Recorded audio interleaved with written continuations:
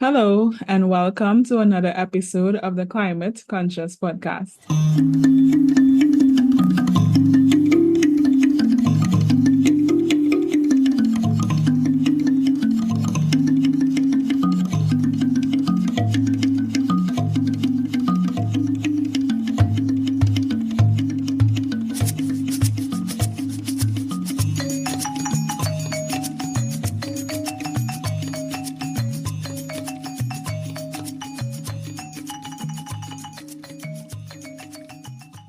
I'm Derval Barzey, Environmental Sustainability and Social Impact Consultant. Today, we're continuing on our journey through the climate change ABCs. Here at the Climate Conscious, we believe that awareness is an important first step to climate action. And so, we've been spending some one-on-one time breaking down the climate change jargon into bite-sized, easy-to-understand pieces to enlighten, educate, and empower. So let's get into part 4 of climate change ABCs. Today we begin with the letter K. K stands for Kyoto Protocol. The Kyoto Protocol is an international treaty that was established in 1997 in Kyoto, Japan, hence the name, to reduce greenhouse gas emissions globally in response to climate change. It targeted high-income and industrialized nations, categorized as Annex I countries, and required these countries to attain 5% emissions reductions compared to 1990 levels by 2008 to 2012. The protocol covers 6 main greenhouse gases: carbon dioxide, methane, nitrous oxide, hydrofluorocarbons, perfluorocarbons, and sulfur hexafluoride. The protocol included several mechanisms to promote flexibility, as well as global cooperation on climate finance, technology transfer, and capacity building in developing countries in order to achieve emissions reductions. These mechanisms were emissions trading, clean development mechanism, and joint implementation. So a little about these mechanisms. Emissions trading sets a limit or a cap on the total amount of greenhouse gases that can be emitted by a participating country.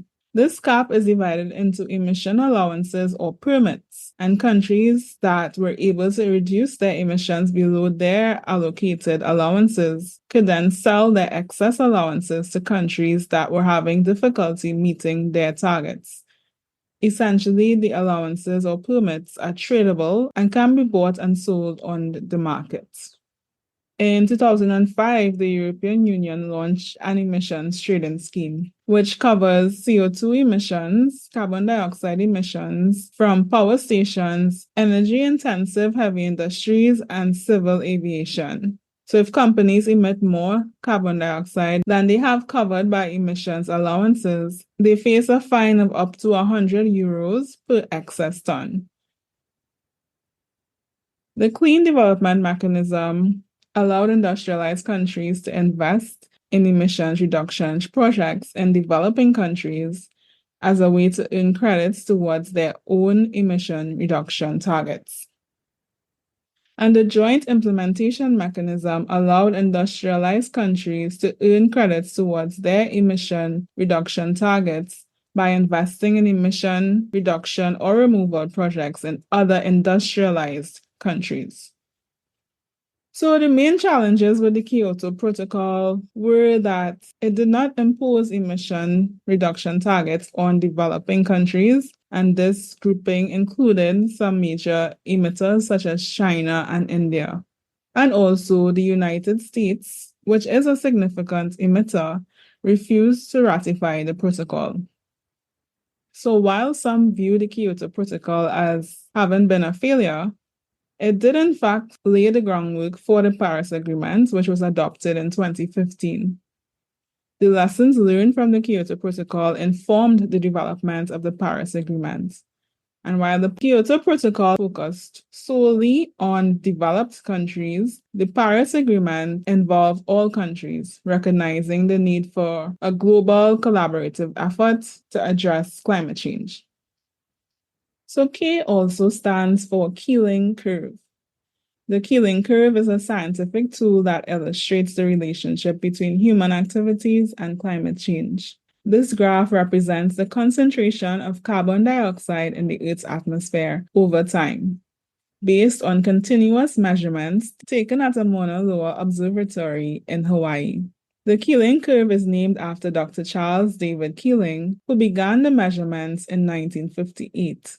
It is used as a key indicator of global climate change and has influenced climate policy and research, emphasizing the importance of reducing carbon emissions to mitigate climate change. Moving on to L. L stands for loss and damage. We spoke about this topic on the last episode of the Climate Conscious podcast featuring Christianne Zakour.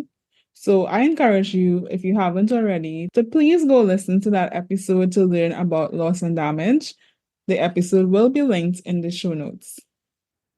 M is for mitigation. Climate mitigation refers to actions that reduce emissions of carbon dioxide and other greenhouse gases to prevent global temperature increase. The aim is to proactively avoid or minimize climate change. Under the 2015 Paris Agreement, there is an international commitment to limiting the increase in global average temperatures to well below 2 degrees Celsius above pre-industrial levels, while pursuing efforts to limit the temperature increase to 1.5 degrees Celsius above pre-industrial levels. So climate mitigation requires cleaner energy systems, since the energy sector is the most significant contributor to carbon emissions. 25% of global emissions by sector come from electricity and heating. So the sustainable energy transition is a critical element of climate mitigation. It requires us to replace fossil fuels with alternative sources that do not release carbon dioxide into the atmosphere. These alternatives include wind, solar, hydropower, geothermal, and biomass. Another aspect of climate mitigation is carbon capture, utilization, and storage, also known as carbon capture, carbon sequestration, or CCUS. CCUS uses technology to capture the carbon dioxide generated from burning fossil fuels, and instead of venting it to the atmosphere, it uses it in a range of applications, such as being incorporated in cement or plastic. This brings us to the next letter, the letter N, which stands for net zero. Remember, we spoke about the goal of the Paris Agreement to ideally limit global average temperature increase to 1.5 degrees Celsius above pre-industrial levels. To have a chance at achieving this goal, the IPCC, the International Panel on Climate Change, estimates that global emissions need to be halved by 2030, and we need to reach net zero by 2050. So, what is net zero? Essentially, net zero is the state where greenhouse gas emissions are balanced by corresponding greenhouse gas removals. It involves reducing emissions to as close to zero as possible and compensating for any remaining emissions through carbon offsets or carbon capture, storage, and utilization. So in line with the recommendations by the IPCC and the goals of the Paris Agreement, a growing number of governments have been establishing a goal of achieving net zero emissions by 2050. Pledges vary, so we have Finland that has set a goal to become net zero by 2035, whereas China has a goal for 2060.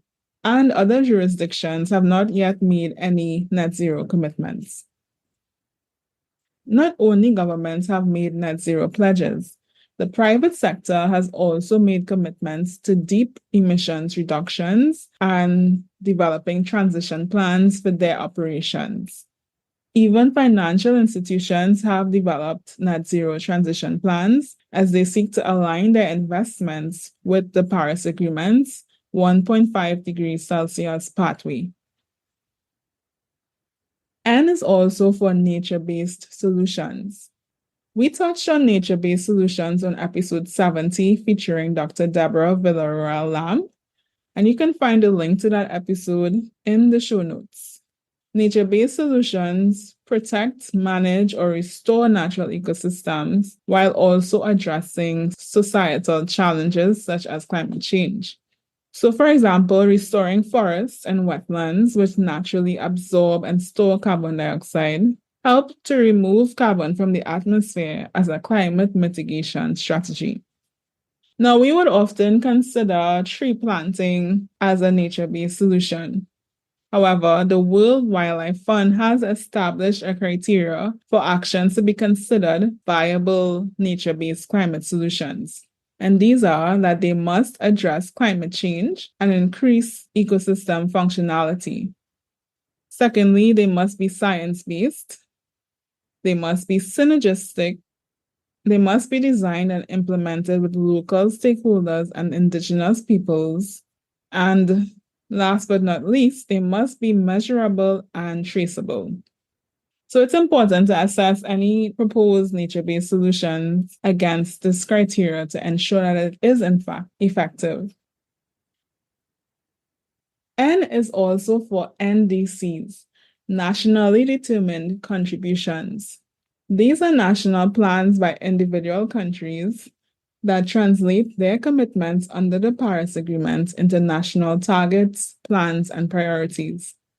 These plans are submitted to the UNFCCC, the United Nations Framework Convention on Climate Change, and are supposed to be re-evaluated and updated every 5 years with the aim of becoming more ambitious. So are you aware of your country's NDCs? Visit the NDC registry to learn about the commitments made at the national level to reduce greenhouse gas emissions. And the link would be included in the show notes. So this brings us to the end of part 4 of Climate Change ABCs. But before we go, I'd like to announce that the Climate Conscious Podcast is collaborating with Black Earth Podcast for a World Environment Day celebration on June 5th. So stay tuned to our social media for more details. Thanks for tuning in to the Climate Conscious Podcast. We hope you found today's episode interesting, informative, and inspiring. Visit theclimateconscious.com for more info. I'm Derval Barzey, and this is the Climate Conscious Podcast.